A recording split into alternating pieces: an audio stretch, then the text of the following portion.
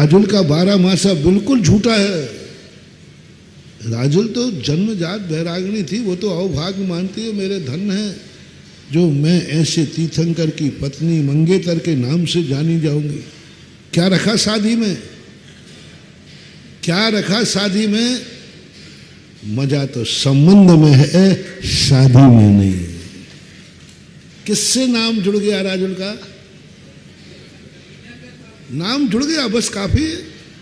जब जब नेमिनाथ का नाम लिया जाएगा राजुल का नाम आएगा। क्या रखा शादी में, क्या रखा इस संसार में? बस मेरा नाम नेमिनाथ भगवान के साथ जुड़ गया है, बस मैं रहूं।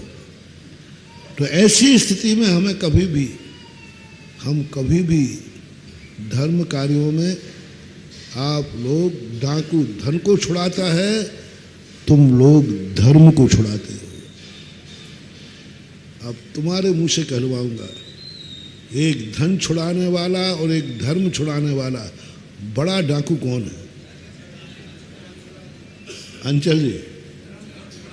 हाँ, कलाकार बैठे यही है। यदि कोई अंचल से अभी छोकरा चला जाए ना, देख नहीं अभी तेरी छोटी उम्र है, हाँ छोटी उम्र है, अभी तू समझता नहीं है। हम अध्यक्ष रहे हैं, हमने अच्छे अच्छे महाराजों को देखा है हमने अच्छे अच्छे महाराजों को देखा है, बड़े दुर्दशा है, लड़ते हैं, भिड़ते हैं, राग द्वेष करते हैं, चौका तक नहीं लगते हैं। देख ले तू अभी बहुत छोटा है, तू जानता नहीं है। यदि कोई समझदार हो ना मेरे जैसा, तो वो कहे हम तो जरूर छोटे हैं, बात सही कह रहे हो, अब आप तो बड़े हो, तो आप बढ़ जाओ। 90% हतोत्साहित करते हैं, 90%। किसी से आप संसारी ग्रस्त से सलाह ले लेना, 10% नहीं कह रहा, 10% प्रोत्साहित भी करते हैं, लेकिन प्राय तुम्हारे लिए सांप छंदूदल दिखाएंगे, उन भ्रष्ट मुनियों के नाम गिनाएंगे, अच्छे के नहीं गिनाएंगे, भ्रष्ट मुनियों के नाम गिनाएंगे। कोई कमी हो गई होगी तो गिनाएंगे, देखा फलाने महाराज हम शिखर जी गए थे, हम गिरनार जी गए थे, वहाँ फलाने महाराज ये कर रहे थे, ये कर रहे थे। एक कंजाइस्ट मेरे पास आया जयपुर में, बोले महाराज जी आप बहुत नाराज होते हो हम लोगों के पीछे, तो आप पड़े ही रहते हो। मैंने कहा भाई मैं तुम लोगों को सुधारने के लिए पीछे पड़ा हूँ। बोले महाराज जी आज आप मेरी बात सुनो,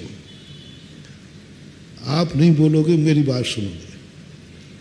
तो उन्होंने लिस्ट लगा दी। बोले महाराज देखो, एक महाराज ऐसा कर रहे थे, ये महाराज ऐसे थे, ये महाराज ऐसे थे, ये महाराज ऐसे थे। क्या ऐसे महाराजों को मानना चाहिए? मैंने कहा नहीं मानना चाहिए। वो सोच गया बोले आज महाराज को दिखाई दूंगा मैं। तो अब भ्रष्ट साधु भी तो हैं दुनिया में। बोले महाराज बताओ ये कार्य कर रहा है, ये महाराजों के काम है, क्या ये महाराज हैं? मैंने कहा बिल्कुल नहीं है। तो फिर महाराज हमारे प्राण क्यों ले रहे हो? मैंने कहा भैया इसलिए ले रहा हूँ कि तुझे भ्रष्ट साधुओं की लिस्ट है, कोई अच्छे साधु भी दुनिया में है, उनका नाम बता दे। मैं तेरे साथ हूँ, जो जो तुमने दोष दिखाए हैं, ये दोष जिस मुनि में है उस मुनि को तुम तो क्या मैं ही नहीं मानूंगा, और मुनि भक्तों को भी मना कर दूंगा। मैं तुम्हारे साथ हूं बराबर।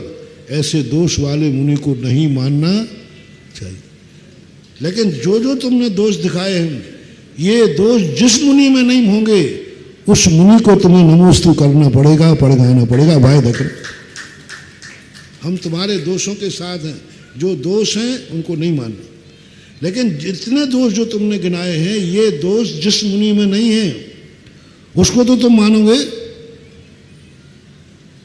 चलो यही बात पर तैयारी हो जाए। हाँ हूँ हाँ कर गया महाराज जी, अभी तो सब बातें हैं, ये तो सब बातें हैं। क्या कर रहे हो? नहीं मानना है तो मत मानो, बहाने क्यों बना रहे हो? हमेशा प्रोत्साहित करने के लिए अच्छे लोगों के उदाहरण दो। हम धर्म में हतोत्साहित करने का उदाहरण देते। उन्होंने दान दिया।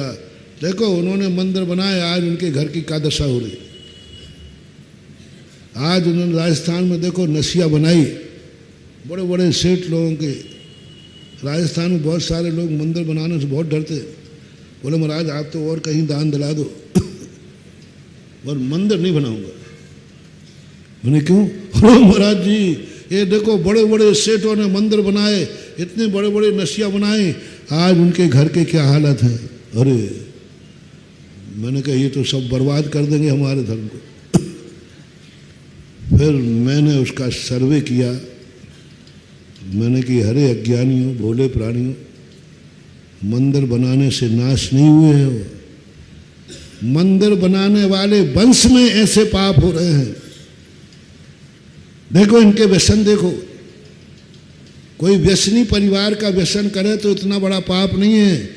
तुम उस घर में व्यसन कर रहे हो जिस घर ने मंदिर बनाए, उनके आदत तो देखो क्या है, और उनका तुम उस मंदिर पे मालिक बन करके बैठे हो। फिर दोष गिनाए, तब लोगों की धारणा बन रही कि हाँ बात सही है, मंदिर से पतन नहीं हुआ है, मंदिर बनाने वाले वंश में जन्म लेकर उन मार्ग पर जाना, गलत मार्ग पर जाना। मंदिर है उसकी तुम पूजा पाठ नहीं कर रहे। उन सेठों के यहाँ घर में मंदिर है और पूजा करने वाला पड़ोसी आता है, पुजारी आता है।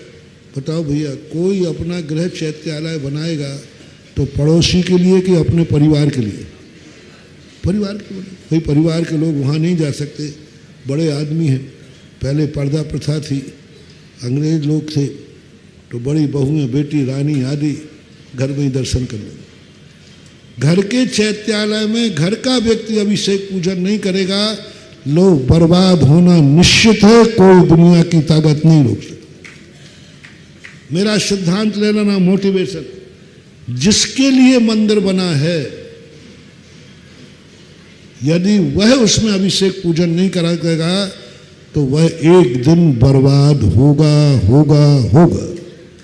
थोड़ी बहुत देर लग सकती है, एक भाव की भी देर लग सकती है। पूर्व भाव में तुम पुण्य कमा के आए हो सकता है एक भाव तुम मान लो, लेकिन अगला भाव तुम्हारा नियम से तुम्हारा बुरा निकलेगा, कोई ताकत नहीं। मंदिर किसके लिए बना है? पहला निर्देश, गृह चैत्यालय बना है किसके लिए? उसका नाम क्या है? गृह चैत्यालय। अब यदि वो घर के सदस्य उसमें अभिषेक पूजन नहीं करते हैं, वो वंश, वो पीढ़ी नियम से हिरास होगी। ये गृह चैत्यालय का अतिशय है, चमत्कार है, महिमा है। गृह चैत्यालय का अतिशय बता रहा हूं। ग्रह के लोग यदि उस मंदिर में अभिषेक पूजन नहीं करते, पड़ोसी आके करता है, पुजारी करता है, वो वंश बर्बाद हो जाएगा। जय हिंद दोस्तों, अगर आपको मेरी वीडियो अच्छी लगती है तो प्लीज़ मेरे चैनल को लाइक, शेयर, सब्सक्राइब करिए और इसी तरह से अपना प्यार देते रहिए। धन्यवाद।